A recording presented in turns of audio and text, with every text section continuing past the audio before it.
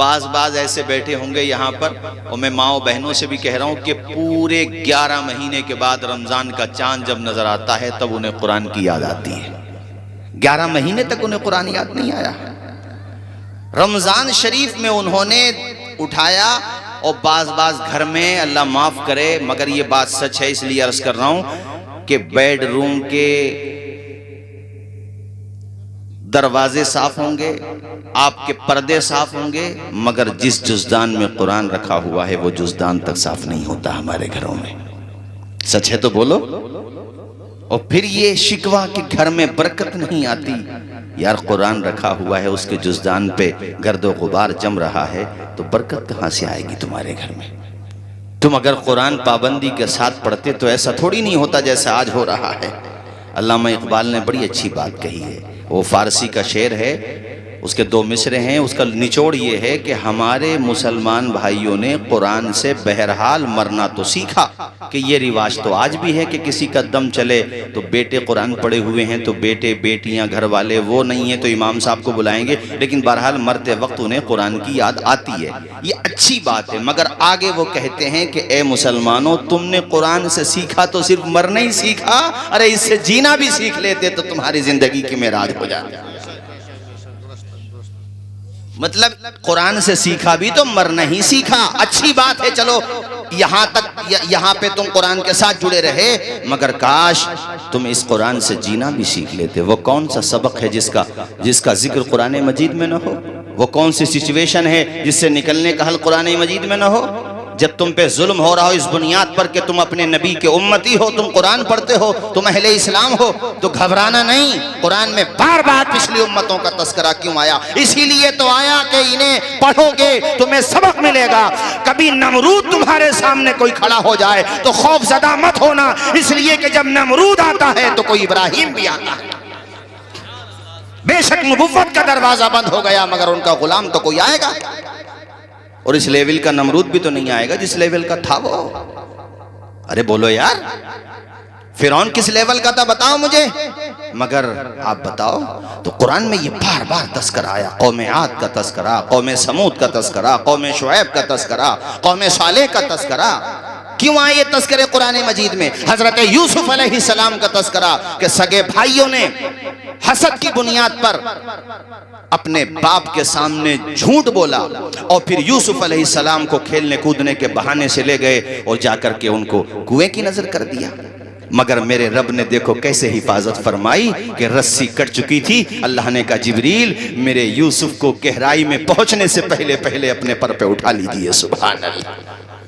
اندھیرے میں رہے، قافلہ جا رہا تھا، انہوں نے نکالا، بازار مصر میں پیشے بھی گئے، کتنی کلفتیں کتنی پریشانیاں۔ آپ اپنے بیٹے کو 1 دن نہ دیکھیں 2 دن نہ دیکھیں پاگل ہو جائیں، اور وہاں تو پیغمبر ہیں حضرت یعقوب علیہ السلام، ان کے باپ بھی پیغمبر، ان کے دادا بھی پیغمبر، ان کے دادا ابراہیم ہیں، ان کے باپ اسحاق ہیں، اور حضرت یعقوب خود بھی نبی ہیں، اور یوسف علیہ السلام بھی نبی ہیں۔ میرے بھائیوں آپ تصور کیجئے کہ بیٹا جدا ہو چکا ہے، ادھر بیٹے کو اپنے باپ کی کتنی یاد آتی ہوگی، اور ادھر باپ کو تو اتنی یاد آتی تھی کہ ایک دور ایسا بھی آیا جب روتے روتے آنکھوں کی بینائی چلی گئی تھی۔ میرے عزیز دوستو یہ کیوں ہے قرآن میں تذکرہ؟ اسی لیے کہ کبھی تمہارے سامنے حق کی بنیاد پر، سچائی کی بنیاد پر پریشانی آ جائیں تو ایمان کا سودا نہ کرنا، احساس کمتری کا شکار نہ ہونا، خوف زدہ نہ ہونا۔ یہ بات یاد رکھنا کہ جس نے ماں کے پیٹ میں 3 اندھیروں میں ہماری حفاظت کی ہے، جس نے ایک لوتھڑے سے ایک قطرے سے لوتھڑا بنایا اور پھر ہمیں انسان بنا دیا، ہمیں ماں کے پیٹ میں جس نے زندگی دی، وہی خدا ہے کہ جب کوئی ساتھ دے نہ دے مگر اس خدا کا ساتھ ہمارے ساتھ ہمیشہ رہے گا۔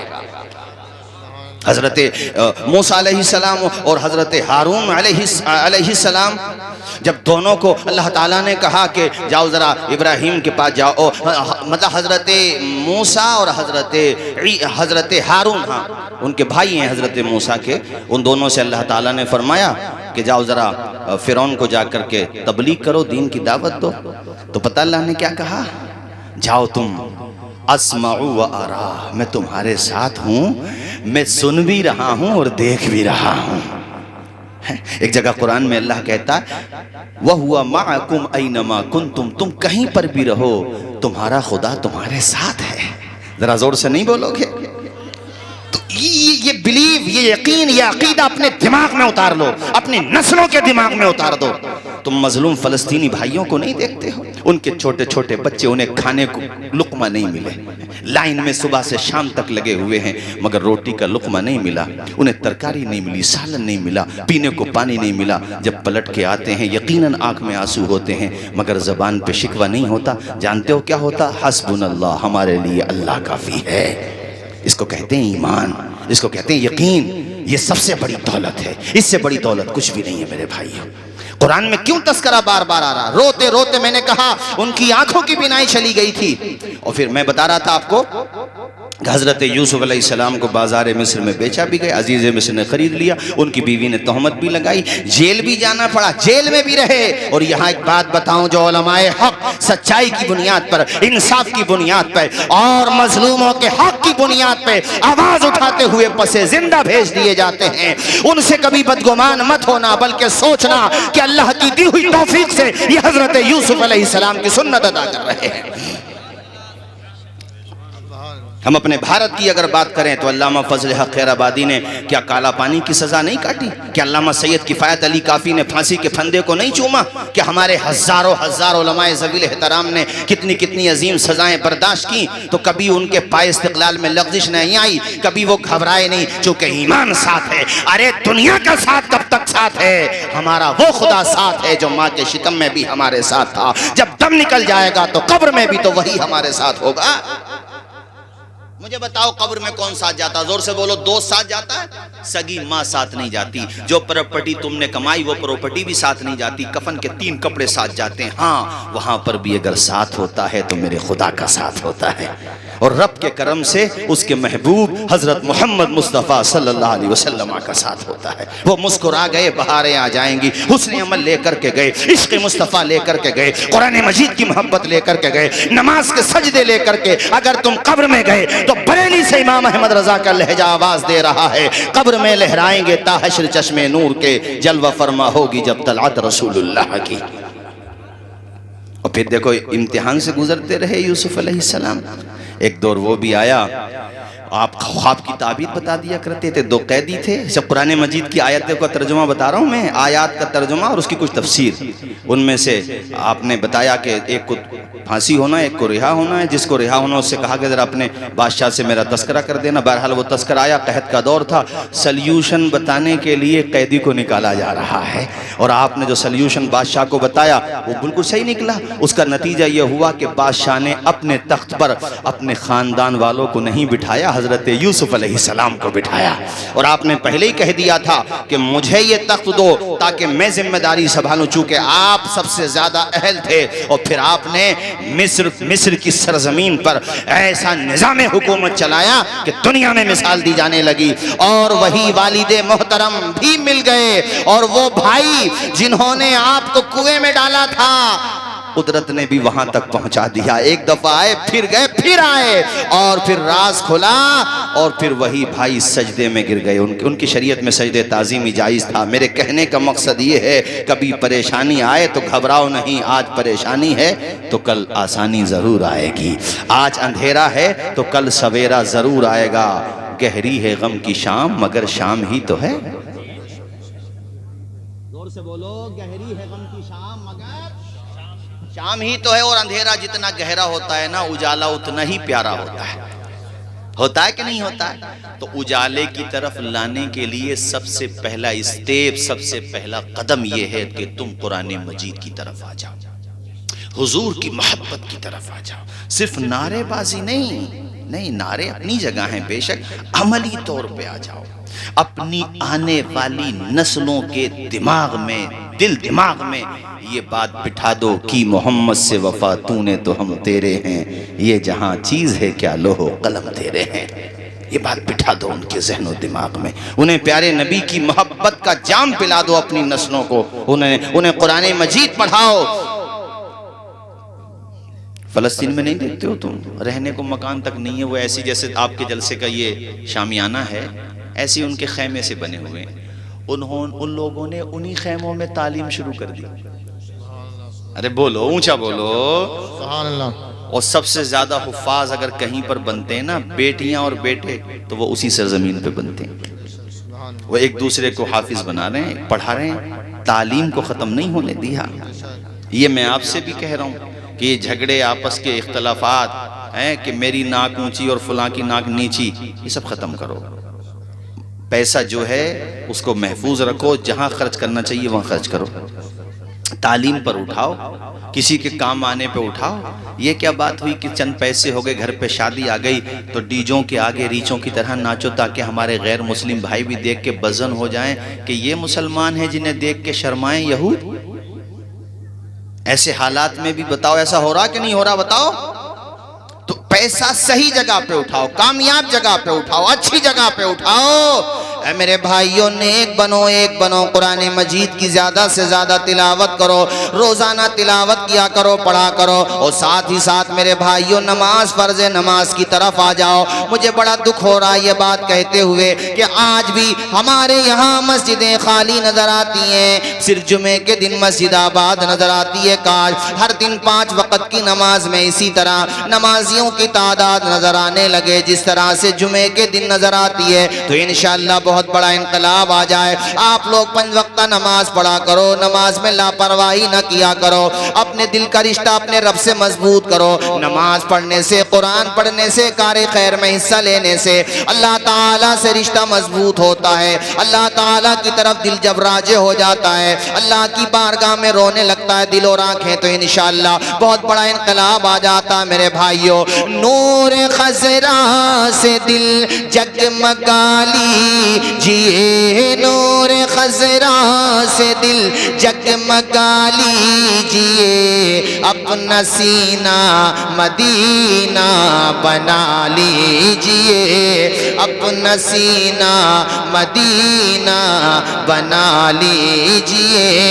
تیرے دل پہ ہوتا ری اداسی اگر، تیرے دل پہ ہوتا ری اداسی اگر، نعت صلی اللہ گنگنا لیجئے، نعت صلی اللہ گنگنا لیجئے۔ تیرے دل پہ ہوتا ری اداسی اگر، تیرے دل پہ ہوتا ری اداسی اگر، نعت صلی اللہ گنگنا لیجئے۔ جو بھی دیکھے وہ شیطان نبی کا کہے، جو بھی دیکھے وہ جو بھی دیکھے، تمہارا پہچان یہ ہو کہ غلام مصطفیٰ ہے۔ 2% ہیں قاری مرغوب صاحب سکھ لوگ، صرف 2%، مگر کسی سکھ کو دیکھا تم نے اس کے سر سے پگڑی اتر جاتی ہے؟ دیکھا؟ اپنے اسٹیٹس کے ساتھ، اپنے تشخص کے ساتھ اور ڈگنیٹی اور اپنی شناخت کے ساتھ رہنے کا ادھیکار ہمیں ہمارے بھارت کا سمویدان دیتا ہے۔ آپ خود نہیں لے رہے ہیں تو کوئی کیا کرے؟ 2% سکھ سمودائے کے لوگ، نہ پگڑی اترتی ہے نہ داڑھی کٹتی ہے۔ اب تم اپنے آپ کو دیکھ لو، 18 یا 20%، اب اس 18-20% میں اپنے آپ کو دیکھو کہ تم نے اپنے آپ کو اور اپنے تشخص کو کہاں تک بچایا اور کہاں تک قربان کر دیا۔ آذان کی وقت میں جب خود مسلموں میں مسجدوں کی آذان کا احترام نہیں ہوگا تو دوسرا احترام کرے گا قاری صاحب؟ آذان کے وقت میں جب خود ہمارے وہاں ڈی جے بجائے جائیں گے تو کوئی دوسرا کیا ادب کرے گا؟ دوسروں کو کہنے سے پہلے اپنے آپ کو بھی تو دیکھو۔ صرف 2%، مگر دیکھو پہچان، تشخص بچا کے رکھا انہوں نے۔ بولو ویلیو ہے ان کی، اونچا بولو۔ کیوں؟ اس لیے کہ انہوں نے اپنی ویلیو بنائی، اور ہمارے وہاں ویلیو بنانے کا ماحول ہے، ٹانگیں کھینچنے کا ماحول ہے۔ ٹانگیں کھینچنے کا تو پہلے تھا، اب گردن پکڑنے کا ماحول ہے۔ اور کسی پہ پیسے آ جائیں، دولت آ جائے، سب نہیں، مگر ایسا بھی ہے کہ جب شہرت ملی، دولت ملی، منصب ملا، اقتدار ملا، تو کسی اور کو نہیں اپنوں کو نقصان پہنچانا شروع کر دیا۔ پہلی بات تو کسی کو بھی نہیں پہنچانا چاہیے، ہم تو یہ کہہ رہے ہیں۔ اس لیے میں نے تم سے کہا کہ اپنی شناخت، ارے سر پہ ٹوپی رکھ کے تو چل ہی سکتے ہو، کون روک رہا ہے تمہیں؟ سنت کے مطابق داڑھی رکھ کے چلو، کون منع کر رہا تم سے؟ ہم کیوں کہیں کسی کو وہ منع کر رہے ہیں جب وہ منع کر ہی نہیں رہے تو ہم کیوں کہیں؟ لیکن تم اگر اپنی شناخت بچا کے نہیں چلو گے تو ضرور منع کریں گے وہ۔ جب سب ہی رکھ لیں گے تو وہ کس سے منع کریں گے؟ جب سب کے سر پہ ٹوپی اور اسلامی تشخص ہوگا کوئی منع نہیں کرے گا۔ ہمارے بھارت کے سنویدھان نے یہ ہمیں آزادی دی ہے، تو اپنی آزادی اور اپنے قانونی حقوق کے لیے تو جد و جہد کرو، اس پہ عمل تو کرو۔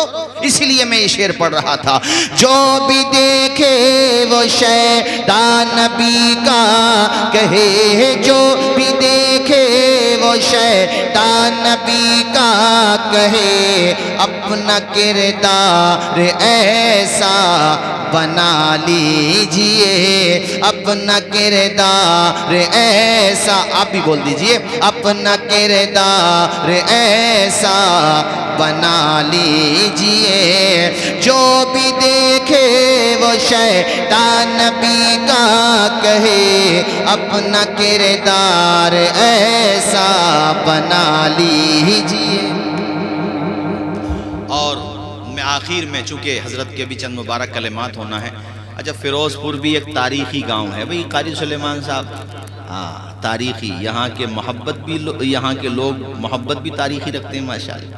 اور میں تو یہ چاہوں گا کہ مولانا سلیمان صاحب کو، قاری سلیمان صاحب کو اہل فیروز پور اب اس طرح سے اپنے دل دماغ میں بٹھا لیں کہ بھئی قاری صاحب جب تک اللہ نے تمہیں عمر دی ہے یہیں پر پڑھاؤ گے فیروز پور میں انشاءاللہ۔ کیوں بھئی توصیف بھائی ہیں؟ اور ہمارے حافظ حاجی ناصر صاحب کدھر چلے گئے ہیں؟ اور ماشاءاللہ سبھی لوگ مجھے چہرے نظر آ رہے ہیں، سبھی شناسہ چہرے ہیں۔ میں کسی کا نام لوں نہ لوں، میرا خدا تو سب کی محبت کو جانتا ہے، پروردگار سب کے پیار کو جانتا ہے۔ اہل فیروز پور بڑے محنتی، اور دوسری مسجد کے بھی امام صاحب بڑے محنتی ہیں ماشاءاللہ۔ یہ جو ہیں ان کی قدر کرو۔ اس سال 3 حفاظ فارغ کیے ہیں، اگر تم ان کے دست و بازو بنے رہو گے تو انشاءاللہ آئندہ سال 6 حافظ قرآن بنیں گے رب نے چاہا، بولیے انشاءاللہ۔ اور باقی میری تقریر انشاءاللہ آپ 21 تاریخ میں جامعہ اسلامیہ خیلوم رائے ستی میں بھی سماعت کریں گے، آپ تشریف لائیے۔ حضرت مفتی اعظم سنبھل کے بارے میں کامل صاحب نے ذکر کیا، حضرت مولانا ہمارے قاری زیغم رضا صاحب نے ذکر کیا، اور بالکل صحیح کیا۔ بے شک اس میں کوئی شک و شبہ نہیں ہے کہ بڑی قربانیاں مفتی اعظم سنبھل کی اپنے پورے خطے کے لیے رہی ہیں پہلے ہی سے الحمدللہ۔ مولا تعالیٰ آپ کا سایہ سلامت رکھے، عمر میں برکتیں عطا فرمائے، شفاء عاجلہ صحت کاملہ عطا فرمائے۔ میں جو تم سے بتا رہا تھا نا کہ حضور کی محبت اور آپ کی سیرت کے اعتبار سے زندگی گزارو۔ تم نے شاید میری تقریر میں سنا ہوگا، میں نے ذکر کیا ہے اس واقعے کا کئی دفعہ۔ ایک بچی اسکول میں پڑھتی تھی، تو اس نے جو ہے نا سب سے زیادہ نمبر حاصل کیے، اور اس نے اپنے کلاس میں یا شاید اپنے کالج میں ٹاپ کیا، تو اس کو انعام ملنا تھا ظاہر ہے مینجمنٹ کی طرف سے، جو اسکول کے انتظامیہ تھے ان کی طرف سے۔ تو ڈائس پہ جب وہ اپنا پرائز لینے آئی، انعام لینے آئی، تو فیروز پور کے میرے دینی بھائیوں، نہ اس نے اپنا نقاب ہٹایا اور نہ اس نے اپنا حجاب ہٹایا۔ آپ نے یہ خبر اخبارات میں پڑھی ہوگی، تو ظاہر ہے کیسے حالات ہیں آپ جانتے ہی ہیں۔ اس سے کسی نے کہا بھی کہ یہ ٹھیک نہیں ہے، آپ جو ہے انعام اگر لینا چاہتی ہیں تو آپ کو نقاب بھی ہٹانا ہوگا یا حجاب بھی، یا دونوں میں سے ایک کے لیے کہا۔ تو اس کنیز فاطمہ زہرا نے جو جواب دیا، اس سے اندازہ ہوتا ہے کہ اس کی تربیت کرنے والی ماں بھی کنیز فاطمہ زہرا رہی ہوگی۔ اس نے جواب دیا کہ میں چند ٹکے کے انعام کو اپنے پاؤں کی جوتی پہ رکھتی ہوں، جو انعام مجھے حضرت فاطمہ زہرا کے راستے سے دور کر رہا ہو۔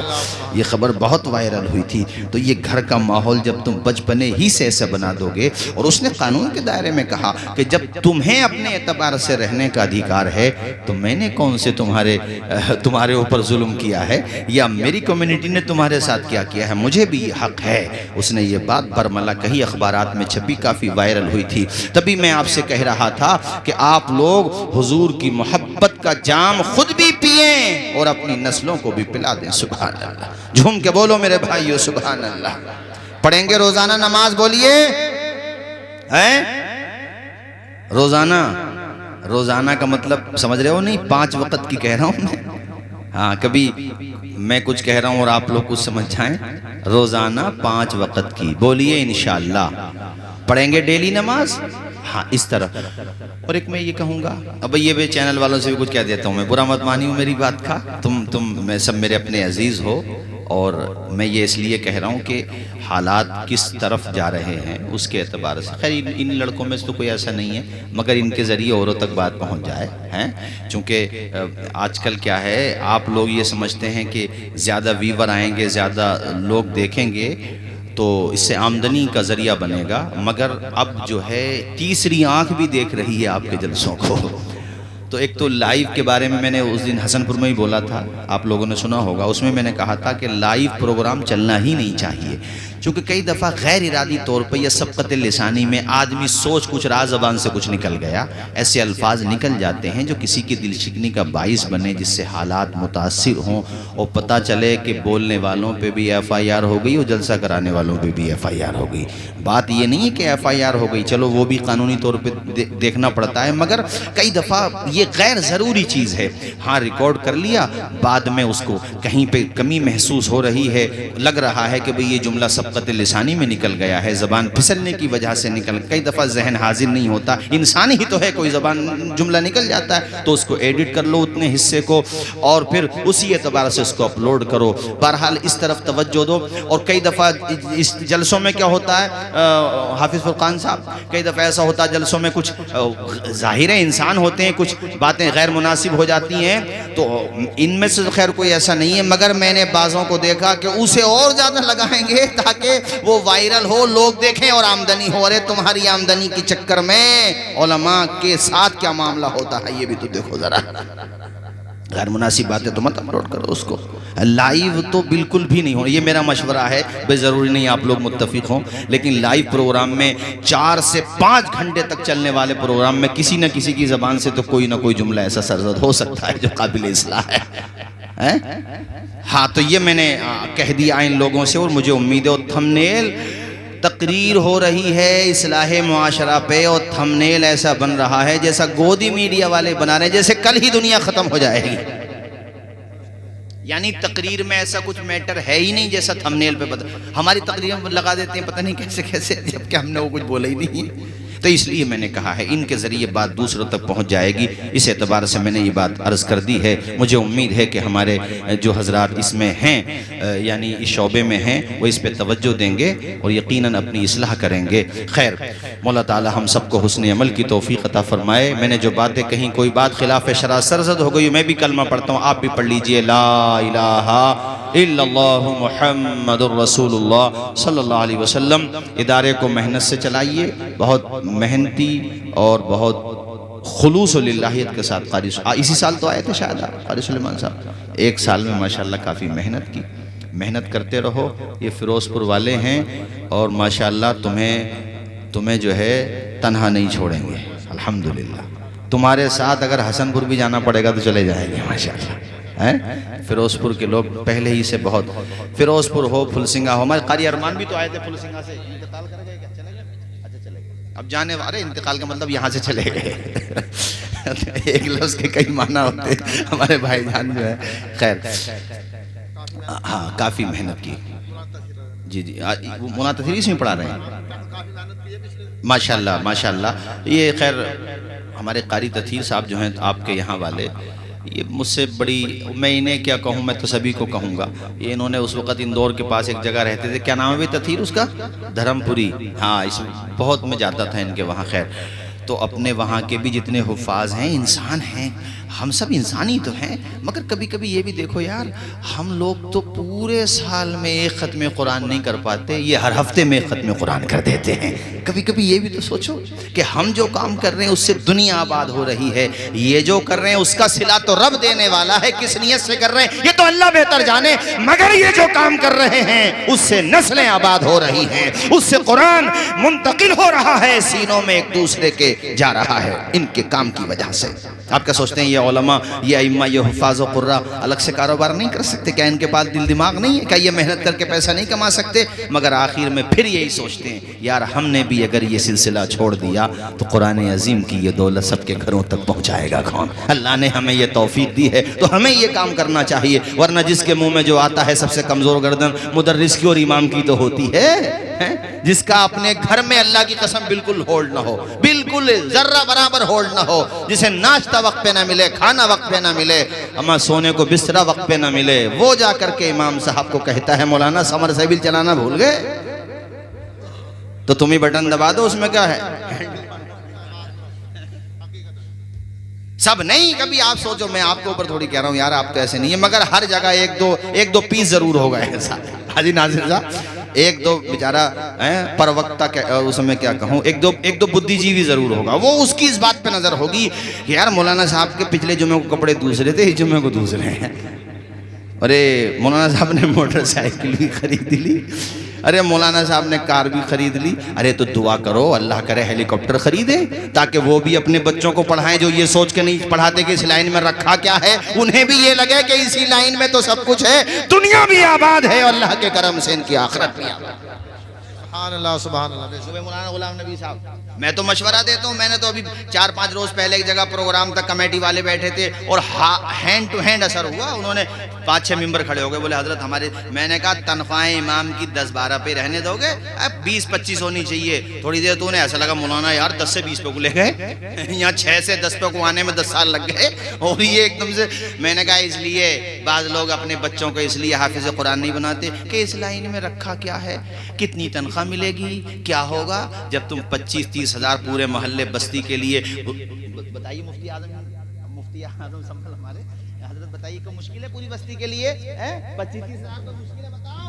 جب 25-30 ہزار آپ تنخواہ دو گے نا تو لوگوں کی مینٹلٹی چینج ہو جائے گی، ان کا ذہن اپنے آپ چینج ہو جائے گا۔ کون کہتا ہے اس لائن میں کچھ نہیں رکھا ہے؟ ارے 25,000 روپے ان کے مقتدی تحفے میں دے رہے ہیں اور الحمدللہ ہمارا بیٹا وہاں قرآن مجید سن بھی رہا ہے اور دوسروں کو سنا بھی رہا ہے۔ میں جو 25,000 کی بات کروں گا، آج کے مہنگائی کے زمانے 15,000 روپے تو گھر کے خرچے چلانے کے لیے ہونے چاہیے۔ کیوں بتا بولو، اس اعتبار پوری بستی کے لیے کچھ بھاری نہیں ہوتا۔ اور میں یہ سمجھتا ہوں 90+9 لوگ یہ چاہتے ہیں کہ اماموں کی تنخواہیں بڑھیں، مگر بربادی گلستان کو ایک الو کافی ہوتا ہے۔ سمجھ میں آ گئی بھئی؟ ہماری بات پہ توجہ دو۔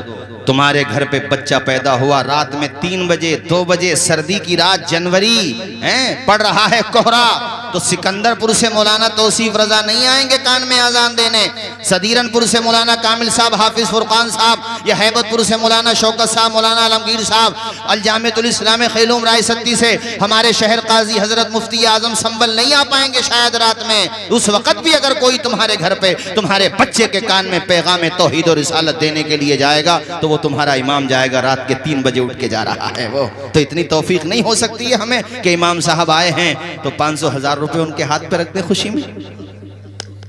ہاں وہ لڈو کیا گڑی رکھ دیتے ہیں بعض جگہ تو یار۔ ہاں بھائی میں نے بھی تو کری ہے اور گڑ بھی وہ جو بھینسوں آواز پہنچ گئی لوگ سمجھ گئے۔ خیر سب لوگ ایسے نہیں ہوتے ہیں، خیر اماموں سے بھی بڑی محبت کرنے والے لوگ ہوتے ہیں، سب تھوڑی نہیں ایسے ہوتے ہیں، سب ایسے ہوں گے تو پھر تو حوصلہ ٹوٹ جائے گا۔ اماموں سے بھی اب مجھے یہ کہنا ہے کہ کوئی تنخواہ دے نہ دے، کوئی تمہارے ساتھ کیسے ہی برتاؤ کرے، مگر تمہارا ریزرویشن رب کے کرم سے جنت میں موجود ہے میرے خدا نے چاہا تو۔ چونکہ تم قرآن پڑھ رہے ہو رب کی رضا کے لیے، یہ سوچ کر کے کہ ہم اس قرآن کی دولت کو آگے تک پہنچائیں گے، ہم اس قرآن مجید کو بیٹیوں کو بھی پڑھائیں گے، بیٹوں کو بھی پڑھائیں گے، صلہ دینے والی ذات تو میرے رب کی ذات ہے۔ ذرا زور سے بولو نا سبحان اللہ، اور جھوم کے بولو میرے بھائیو سبحان اللہ۔ ہر لفظ کو سینے میں، اشعار تو یاد ہوں گے، آپ بھی پڑھتے رہیں گے تو ذرا اچھا لگے گا، تھوڑی بہت دیر اور بول دیتا ہوں پھر میں ختم کر دیتا ہوں۔ ہر لفظ کو سینے میں بسا لو تو بنے بات، ہر لفظ کو سینے میں بسا لو تو بنے بات، طاقوں میں سجانے کو یہ قرآن نہیں ہے۔ ابھی آپ تقریر ختم کروانا چاہ رہے ہو یا کچھ دیر اور کریں بتائیں ابھی تو بولو، ذرا ہاتھ اٹھا کے بول دو ایک مرتبہ، چلو ہاتھ مت اٹھاؤ سردی پڑ رہی ہے، ایسی بول دو زور سے سبحان اللہ۔ ہم نے تو سمندر میں بھی رستے ہیں نکالے، ہم نے تو سمندر میں بھی رستے ہیں نکالے، یوں ہم کو مٹانا کوئی آسان نہیں ہے، یوں ہم کو مٹانا کوئی آسان نہیں ہے، آسان نہیں ہے۔ سامان تجارت میرا ایمان نہیں ہے، سامان تجارت میرا ایمان نہیں ہے، ہر در پہ جھکے سر یہ میری شان نہیں ہے۔ ماشاءاللہ ہمارے ڈاکٹر شکیل صاحب، دیکھو یہ علم سے محبت کی بات ہوتی ہے، خود ڈاکٹر ہیں اور ماشاءاللہ اچھے ڈاکٹر ہیں، لیکن اپنے بیٹے کو حافظ قرآن بنا رہے ہیں۔ جب بیٹھکوں پہ ہمارے عوام و خواص، بہت سارے پبلک کے خواص بیٹھ کے صرف باتیں کر رہے ہوتے ہیں، ہمارے بہت سارے نوجوان جب ادھر ادھر گھوم رہے ہوتے ہیں، اس وقت بھی یہ طلبہ اپنی درسگاہوں میں بیٹھ کر ایک ایک آیت کو 10 مرتبہ بار بار پڑھ رہے ہوتے ہیں، بار بار پڑھتے ہیں۔ اور ایسے دور میں جبکہ ہماری قوم مسلم فجر کی نماز میں صرف 2% مسجدوں میں آتی ہے، یہ فجر کی نماز سے پہلے نہیں، فجر کی اذان سے پہلے مدرسوں میں اٹھا دیے جاتے ہیں، ان کا استاذ بھی بیدار ہو جاتا ہے، یہ بھی بیدار ہو جاتے ہیں۔ تم جب ناشتہ کرتے ہو تب تک تو یہ سبق سنا کے فارغ ہو چکے ہوتے ہیں میرے بھائیوں۔ کتنی مشقت اور محنت کے بعد کوئی طالب علم حافظ قرآن بنتا ہے، ایک ایک آیت کو 10 مرتبہ۔ بہت اچھا کسی کا ذہن ہے، مگر ایسے لوگ کم ہوتے ہیں جن کا ذہن بہت اچھا ہوتا ہے، میڈیم ذہن کے لوگ زیادہ ہوتے ہیں، ان کو بھی 1 سال تو ایکسٹرا رکھنا پڑتا ہے، ٹوٹل 4 یا 5 سال کمپلیٹ لگانا پڑتے ہیں، تب جا کر کے وہ مصلی پہ قرآن سناتا ہے۔ اور پہلی محراب میں اگر 5 یا 6 متشابہ لگ جائیں تو باہر آ کے 4-5 لوگ جنہیں نماز جنازہ یاد نہیں ہوگی، اور وہ جو نماز پڑھ کے آئے ہیں وہ بھی اگر کسی حافظ قرآن کو، عالم کو سنا دیں تو کئی متشابہ لگیں اس میں، وہ باہر آ کے کہتے ہیں یار کچا سا نکل گیا حافظ جی کا تو۔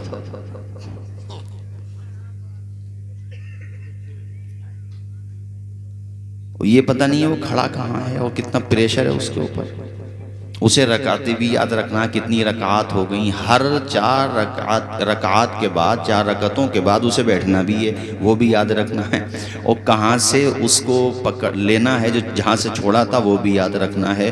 تو یار وہ مشین تو نہیں ہے، انسان ہی تو ہے، مشین بھی ایسے وقت پہ فیل ہو جائے، یہ تو کرم ہے نبی کا جو الحمدللہ یہ حفاظ قرآن مجید سنا دیتے ہیں محراب میں کھڑے ہو کر کے۔ یہ تو حفاظ سے پوچھو آپ، جب پارہ سنا کے فارغ ہوتے ہیں اور جب وہ 20ویں تراویح مکمل ہو جاتی ہے نا تو ایسا لگتا ہے جیسے جنگ فتح کر دی۔ وطر پڑھ کے جب آتے ہیں نا تو 1-2 گھنٹہ بہت ریلیز محسوس کرتے ہیں، بہت ریلیف، اور ایسا لگتا ہے بہت سکون، مگر پھر ہاں اگلے دن کی تیاری۔ ارے کیسی سحری حافظ تطہیر صاحب، سحری افطار کی برکتیں بے شک اپنی جگہ، مگر قرآن مجید سنانے کی جو فکر ہوتی ہے، مقصد یہ ہوتا ہے، تو اس لیے حفاظ کو اگر متشابہ لگے، 1 یا 2 یا زیادہ بھی لگ جائیں، تو اس کی پشت پہ ہاتھ رکھ کے یہ کرو کہ حافظ صاحب بہت اچھا پڑھ رہے ہو، سمجھ میں آ رہا، متشابہ کی فکر نہ کرو، انسان ہو، غلطیاں تو ہو سکتی ہیں، متشابہ تو لگے گا۔ میں جو کہہ رہا ہوں آپ کے سمجھ آ رہا ہے کہ نہیں؟ بولو، کتنی محنت مشقت کے بعد یہ حافظ بنے۔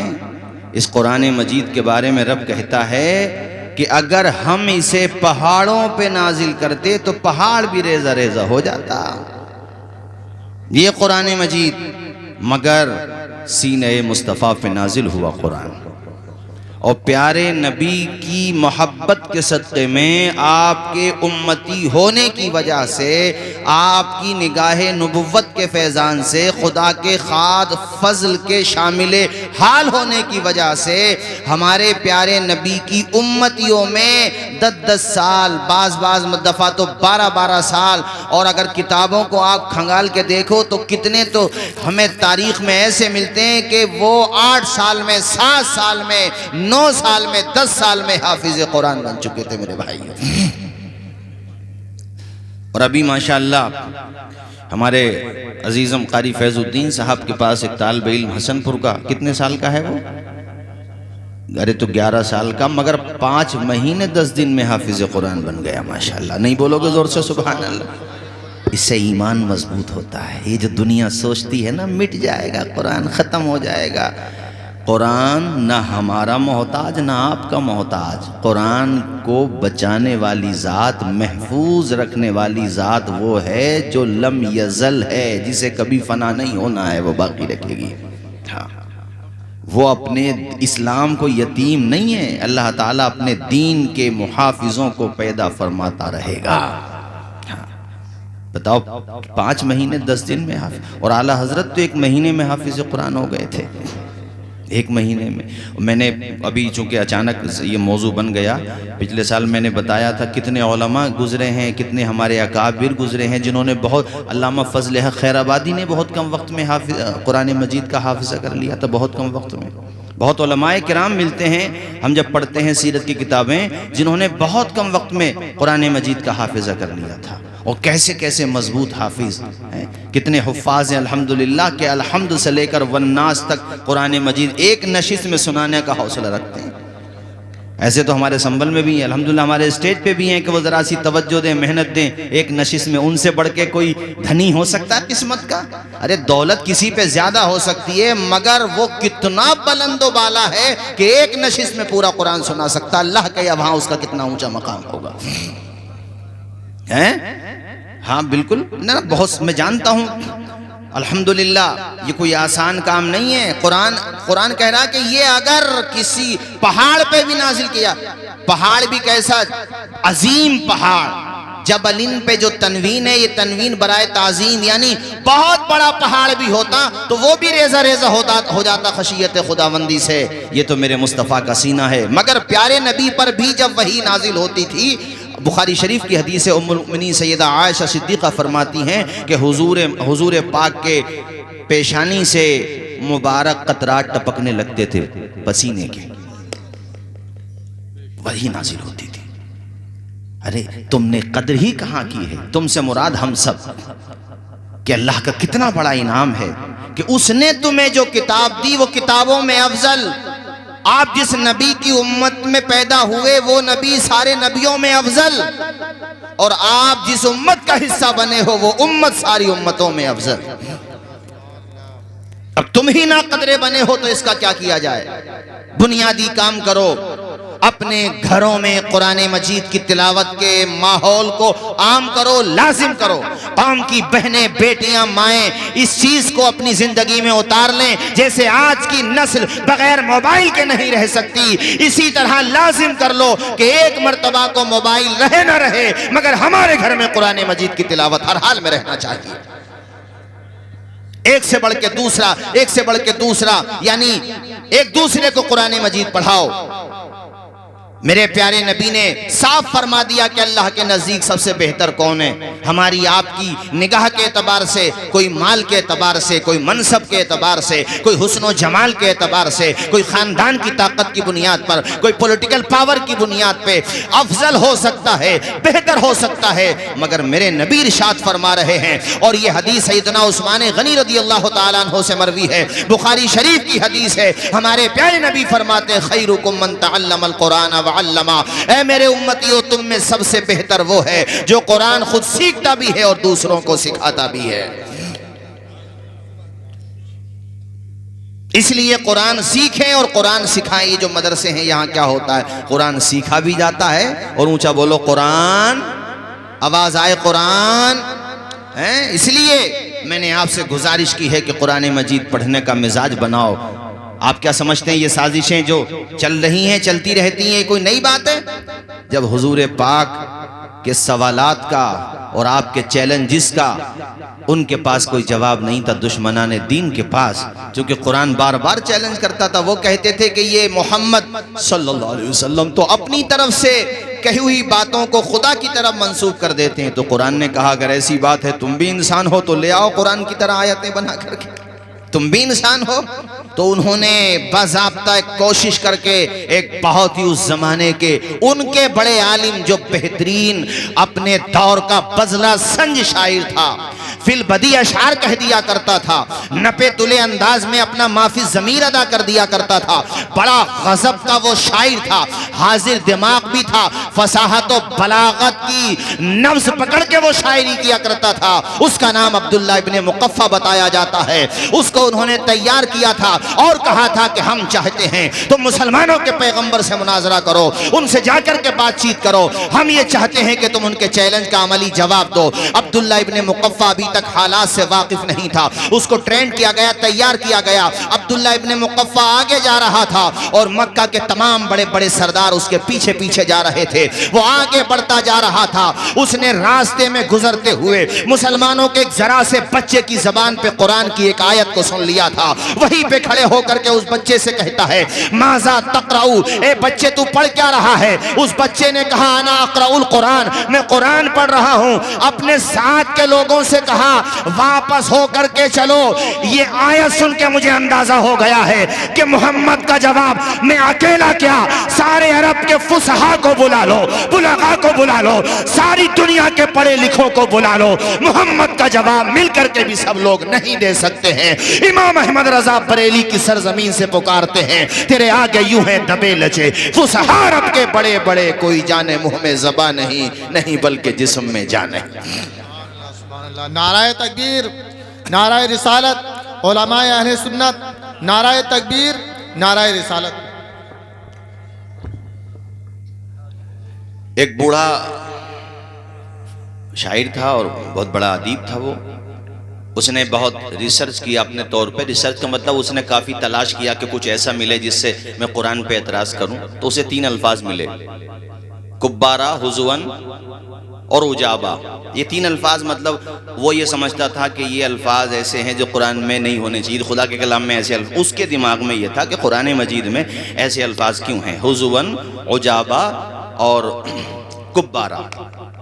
وہ یہ سوچتا تھا کہ یہ فصاحت کے معیار سے گرے ہوئے ہیں, مطلب یہ وہ الفاظ ہیں جو سطحی ہیں. اس نے یہ سوچا اور وہ حضور کے پاس گیا مناظرہ کرنے. میرے آقا قرآن مجید کی تلاوت کر رہے تھے, جب وہ آیا تو آپ خاموش ہو گئے.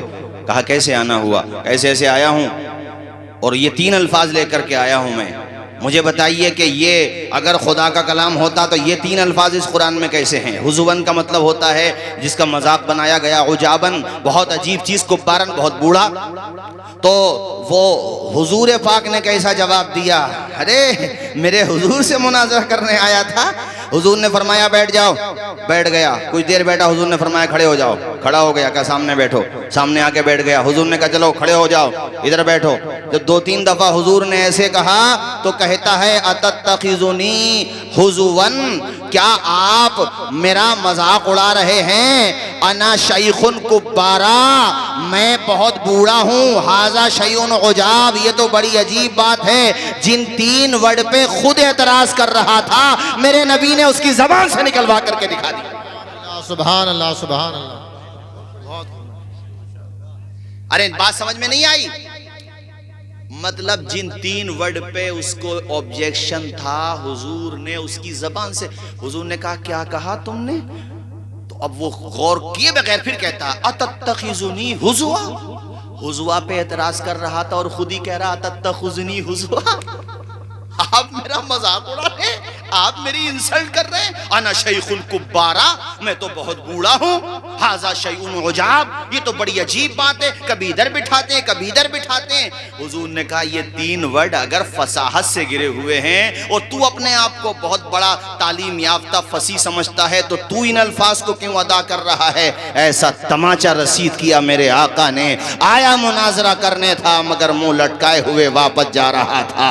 اسلام کی فتح کا پرچم لہرا رہا تھا, قرآن مجید کی فصاحت کا پرچم لہرا رہا تھا. اسی لیے میں نے بہت دفعہ مصطفیٰ یہ اشعار پڑھیں. آج پھر پڑھتا ہوں میرے بھائیوں کہ پلٹ کے مصطفیٰ کی چوکھٹ پہ آ جاؤ, اپنے گھروں میں قرآن مجید کی تلاوت کا ماحول بناؤ, اپنے بچوں کو قرآن بناؤ. بے شک انہیں ماڈرن ایجوکیشن سے مالا مال کرو, بے شک انہیں ڈاکٹر, انجینئر, پائلٹ, ایڈوکیٹ بناؤ. تمام شعبہ جات میں ہمارے افراد کو جانے کی بے شک ضرورت ہے, مگر ان سب چیزوں کے ساتھ ساتھ یا پہلے انہیں قرآن عظیم کی دولت سے مالا مال کر دو. ڈاکٹر خلیل صاحب نے بھی ماشاءاللہ ایک عالم بھی بنا, ایک پڑھ رہا بھی, اور ہمارے مولانا عظیم صاحب ماشاءاللہ. یہ تو من بنانے کی بات ہوتی ہے. پڑھیں میرے ساتھ. سامان تجارت میرا ایمان نہیں ہے, ہر در پہ جھکے سر یہ میری شان نہیں ہے. اللہ میرے رزق کی برکت نہ چلی جائے, 2 روز سے گھر میں کوئی مہمان نہیں ہے. رب نے ارشاد فرمایا قرآن مجید میں کہ ہم نے ہی قرآن کو نازل کیا اور بے شک ہم ہی اس کے محافظ ہیں. قرآن زندہ, قرآن کو نازل کرنے والا خدا حی و قیوم. قرآن کریم کو کوئی مٹا نہیں سکتا, قرآن کو کوئی تبدیل نہیں کر سکتا, ایک لفظ کی چینجنگ نہیں کر سکتا. قرآن مجید محفوظ ہے. قرآن مجید میں اللہ خود کہتا ہے لا تبدیل لکلمات اللہ, قرآن کو بدلا جا نہیں سکتا ہے. قول محمد قول خدا, فرمان نہ بدلا جائے گا, بدلے گا زمانہ لاکھ مگر قرآن نہ بدلا جائے گا. وما علینا الا البلاغ. السلام علیکم ورحمۃ اللہ. آپ لوگ دعا سے پہلے نہ جائیں, ہمارے بزرگ عالم دین ہیں, مبارک تأثرات, آپ کے مبارک کلمات سماعت کریں, اس کے بعد سلام ہوگا, پھر دعا ہوگی. جلسے روز نہیں آتے, روز نہیں ہوتے. آپ لوگ بیٹھیں, آخر میں دعا کے بعد جائیں. سوچ لیں دعا جو ہے یہ عبادت کا مغز ہوتا ہے. ہمارے عالم دین ہیں, بزرگ عالم دین ہیں, استاذ العلماء ہیں, تو ہمیں خیال رکھنا چاہیے. تو میں نے جو وقت اس لیے کم لیا کہ حضرت بھی کرم فرما دیں اور اپنے مبارک کلمات سے ہم آپ کو سب کو محظوظ کر دیں. وما علینا الا البلاغ. السلام علیکم ورحمۃ اللہ وبرکاتہ.